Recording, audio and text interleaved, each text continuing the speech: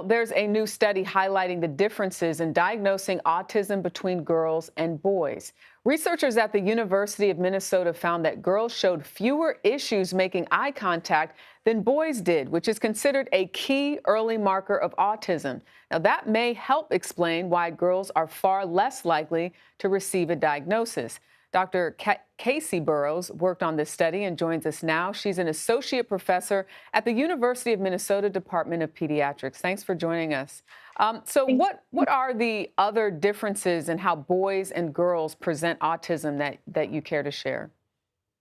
Yeah, so our research showed that girls show milder differences and milder symptoms overall, and they also had fewer difficulties with eye contact. There were also some features that were less predictive of an autism, overall kind of autism traits in girls compared to boys.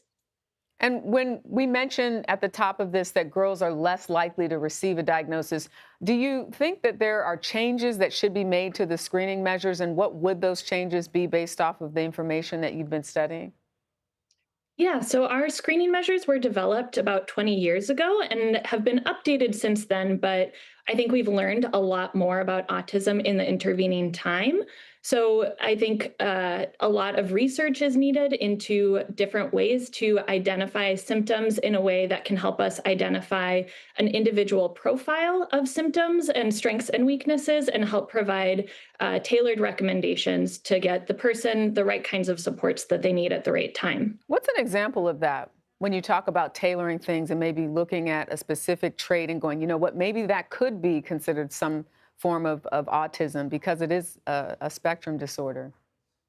Yeah, so I'm thinking of a specific patient I had who, when I first met her, she seemed really social. She was around the same age our study is focusing on, 2 years old, and she smiled at me and waved. And I initially thought, well, she's got some nice eye contact. But then when we moved into a different room, she did the same thing again. She smiled and she waved, and it seemed Mm, like that was her way to greet people. So it wasn't about in a lot of autism intervention research, we focus on teaching skills. And for her, she had a lot of nice skills. We just had to focus on generalizing them. How do we help her to adapt her skills and use different skills that she had in different situations? I see. So, what questions did this study perhaps not answer that you still have?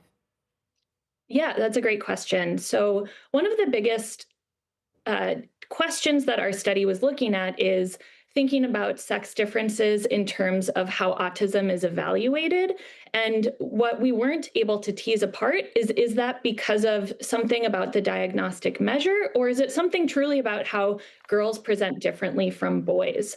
And so we're hoping to take the next steps in this research to look at similar analyses in different kinds of measures to see if we're seeing a consistent story about the traits, or is it something more about how the clinicians are completing this measure and how girls are being rated on that instrument?